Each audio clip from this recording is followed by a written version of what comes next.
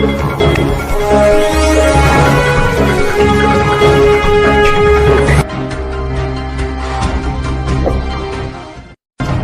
Friend, मैं हूं विनोद कुमार शर्मा। आप देख रहे हैं हमारा YouTube channel master media news. हमारी वीडियो पसंद आए तो लाइक कीजिए, सब्सक्राइब कीजिए और चैनल को सपोर्ट कीजिए। आपका ज्यादा समय न लेते हुए वीडियो करते हैं शुरू। अभी रेडी?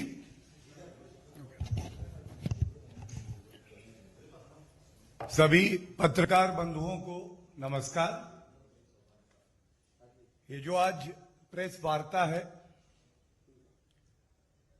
ये एक बड़े ही अहम विषय पे है। आज ये खबर आई कि दिल्ली कांग्रेस की प्रदेश कमेटी में 37 स्थायी आमंत्रित सदस्य हैं और उसके बाद जब इस सूची को देखा गया तो पूरे भारत में एक आक्रोश की भावना आई। मेरे हाथ में यह सूची है, ऊपर लिखा है ऑल इंडिया कांग्रेस कमेटी और परमानेंट इनवाइटीज पे मैं आपसे विनती करता हूं कि 6 नंबर पे जो नाम है वो मैं आपके समक्ष रखूंगा। वो नाम है श्री जगदीश टाइटलर। जगदीश टाइटलर का नाम है और इसके साथ जो कवर लेटर है उस पर लिखा है, और ये मैं आप सबके समक्ष रख दूं। Press release, honourable Congress president has approved the proposal of the formation of the executive committee and appointment of office bearers of communication department and doctor cell। और फिर एक लाइन और है बाकी जो इन लोगों ने नियुक्त किए हैं पदाधिकारी।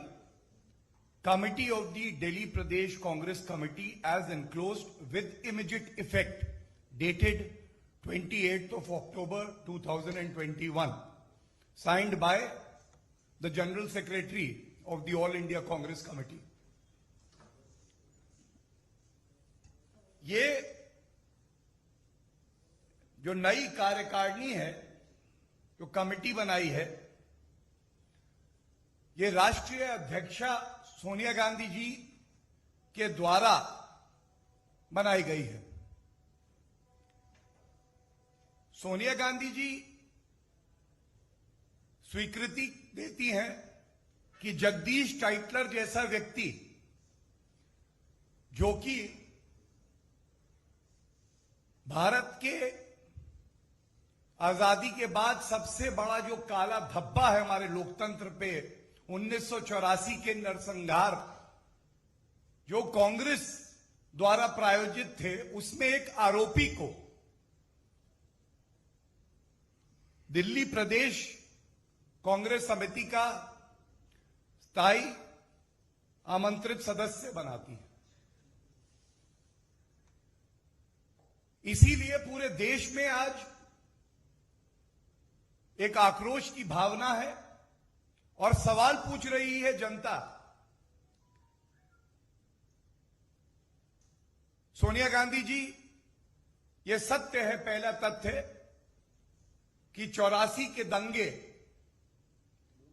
कराने वाला अगर कोई था तो वो कांग्रेस पार्टी थी, और कांग्रेस के वरिष्ठ नेता जैसे जगदीश टाइटलर जो आरोपी हैं और सज्जन कुमार जिनको सजा हो चुकी है दिल्ली उच्च न्यायालय से, ये लोग थे। आप जो पीड़ित परिवार हैं, हमारे सिख समाज से जो पीड़ित परिवार हैं, उनके जख्म नहीं भर पाए, आप उनका दर्द नहीं बांट पाए, उनको इंसाफ भी नहीं दिला पाए।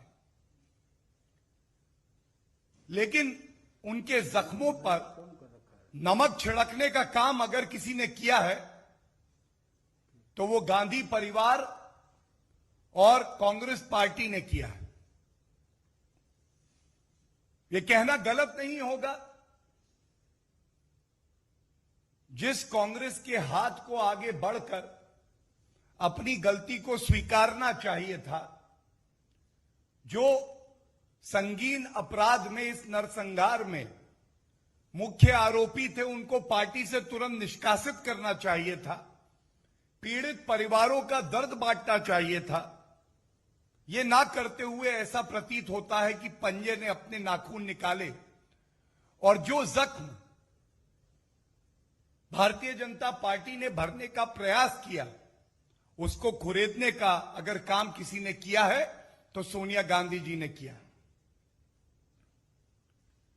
कोई नहीं भूल सकता है किस तरह से स्वर्गीय राजीव गांधी जी ने कहा कि जब कोई बड़ा वृक्ष गिरता है तो धरती हिलती है। कुछ ही समय पहले की बात है, सैम पित्रोदा, जब इनसे सवाल किया गया 1984 के नरसंहार का, तो उन्होंने कहा हुआ तो हुआ।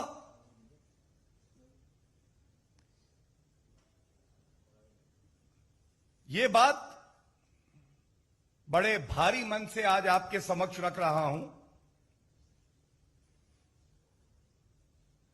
कि आप इन आरोपियों को दंड नहीं दे पाए, लेकिन यह स्पष्ट हो गया है कि कांग्रेस पार्टी आज जो आरोपी हैं 1984 के नरसंहार में, उनको सम्मानित करने का काम कर रही है। आज जहां भारतीय जनता पार्टी पीड़ित परिवारों के साथ खड़े होकर उनको न्याय सुनिश्चित करा रही है, वहां पे कांग्रेस पार्टी दंगाइयों के साथ, आरोपियों के साथ, समाज के भक्षकों के साथ खड़ी हुई है। और बड़ी पीड़ा से मैं कहता हूं, अगर सोनिया गांधी जी ने एक बार दिल्ली हाईकोर्ट का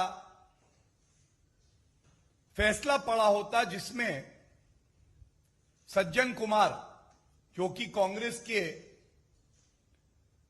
एक सांसद भी रहे, एक वरिष्ठ नेता माने जाते थे, पढ़ा होता तो सोनिया गांधी जी के हाथ कांप जाते स्वीकृति देने से पहले। उनके मन में पीड़ा होती जो आज हर व्यक्ति को हो रही है।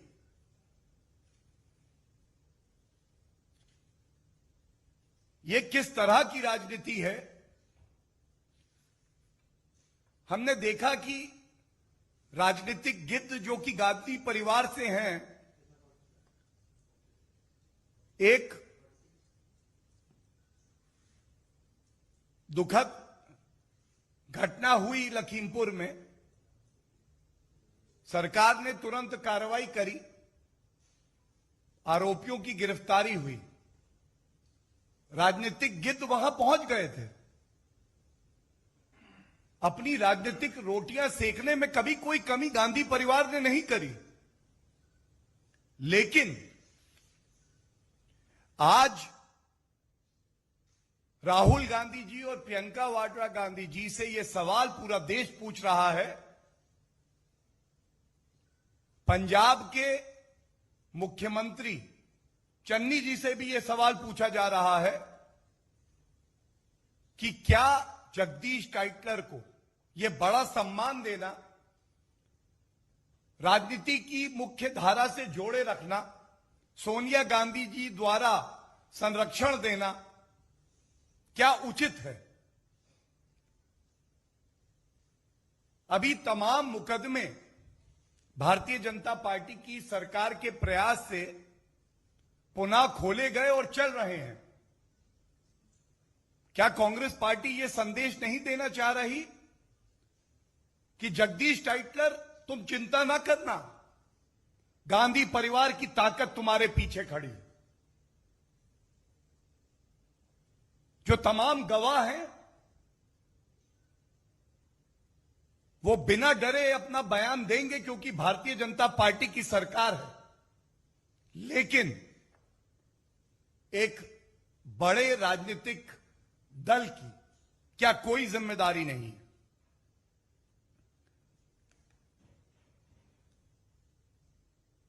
और यह सवाल बार बार कांग्रेस से पूछा जाना चाहिए और हम पूछते रहेंगे।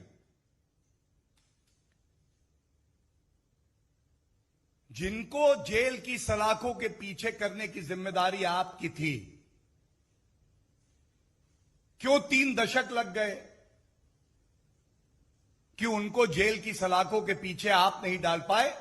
और सज्जन कुमार को सजा हुई तो वो भारतीय जनता पार्टी की सरकार के प्रयासों से हुई।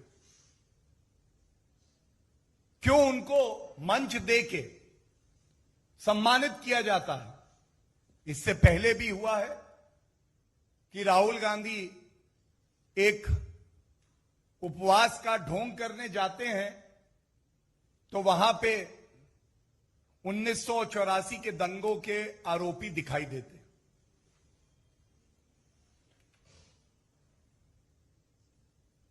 और अब जो मैं आपके समक्ष रख रहा हूं, ये सोनिया गांधी जी, राहुल गांधी जी, कांग्रेस पार्टी के वरिष्ठ नेताओं को जरूर पढ़ना चाहिए। ये वो जजमेंट है जो दिल्ली हाईकोर्ट ने 2018 दिसंबर में दिया। और जो अंश मैं इसके पढ़ूंगा, ये दर्शाएगा कि किस तरह से जहां इंसाफ मिलना चाहिए था वहां पे कांग्रेस पार्टी खुद आरोपियों को बचा रही थी और पीड़ित परिवारों का दर्द समझने में पूरी तरह विफल रही। The judgment says, following the assassination of Shrimati Indira Gandhi on the morning of 31st of October 1984,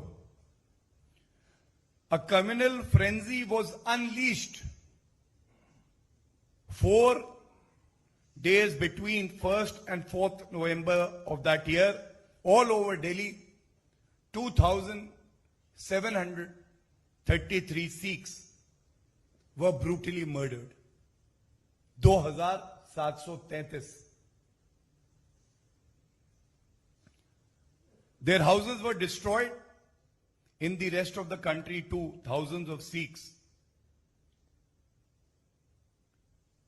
were killed. And then it goes on to say, 6 accused, including Sajjan Kumar, a Congress leader who was a member of parliament at that time. He is mentioned in the judgment. And then it becomes very important to read this part of the judgment where Jagdish Tytler's role has been discussed. It would not be out of place to mention that it was the commitment of the Bharatiya Janata Party to ensure that justice is delivered to these families of the victims. And Nanavati Commission was constituted, which gave a report clearly stating that as per the account of the witnesses, and he goes on to name Jagdish Tytler, Sajjan Kumar.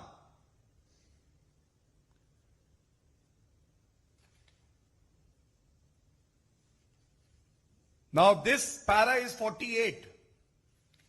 Is it not a relevant question today that when trials are still going on in other cases, Jagdish Tytler has been named in the Commission's report? And the ideology of the Congress today is that protect the perpetrators of crime.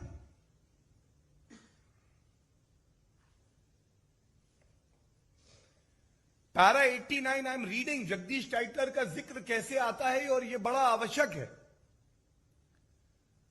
जब अधिवक्ता ने अपनी बात court के समक्ष रखी तो उन्होंने ये उदाहरण दिया और देखिए कि किस तरह से कांग्रेस का चरित्र ये रहा है कि वो संरक्षण दे रहे हैं इन लोगों को।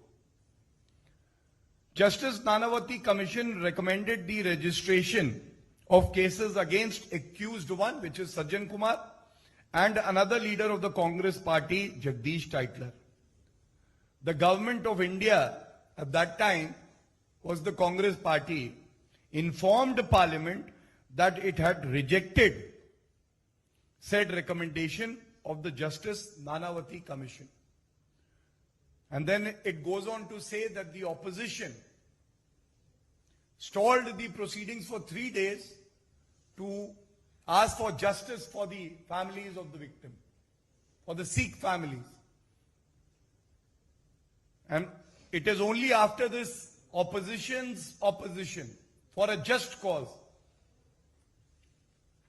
that the government had to take remedial steps.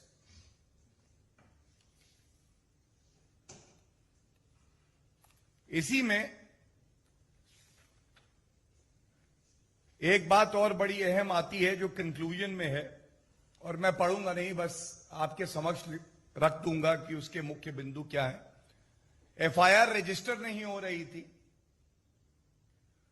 Law and order पूरी तरह से ध्वस्त हो गया था, free for all term use किया है, कोई भी आए सिख समाज के व्यक्ति को मारे उसको राजनीतिक संरक्षण मिलेगा, और उसके बाद उनकी दुकानें लूटी जाएंगी, मां और बेटियों के साथ गलत व्यवहार किया जाएगा। यह बिल्कुल साफ लिखा है और इस लाइन में सब कुछ आ जाता है। The criminals responsible for the mass crimes have enjoyed political patronage and manage to evade prosecution and punishment. ये सभी तथ्य रखने के बाद मैं इतना जरूर कहूंगा कि भारतीय जनता पार्टी ने, जैसा मैंने पहले कहा कि नानावती कमीशन बनाया जिससे कि सत्य सामने आए। जब देश के यशस्वी प्रधानमंत्री जी ने देखा कि इंसाफ सिख परिवारों को मिलना जरूरी है हमारे लोकतंत्र में, तो उन्होंने भी सुनिश्चित किया कि एक कमेटी बने। उस कमेटी की रिपोर्ट आई और सर्वोच्च न्यायालय ने, अगर सही याद है, जनवरी 2018 में एक कमेटी का गठन किया कि ये जो फर्जी तरीके से तमाम मुकदमों को बंद कर दिया गया है, इनमें पुनः जांच हो। और उसी का नतीजा है कि 17 दिसंबर 2018 को सज्जन कुमार जो सांसद रहे, उनको आजीवन कारावास की सजा हुई।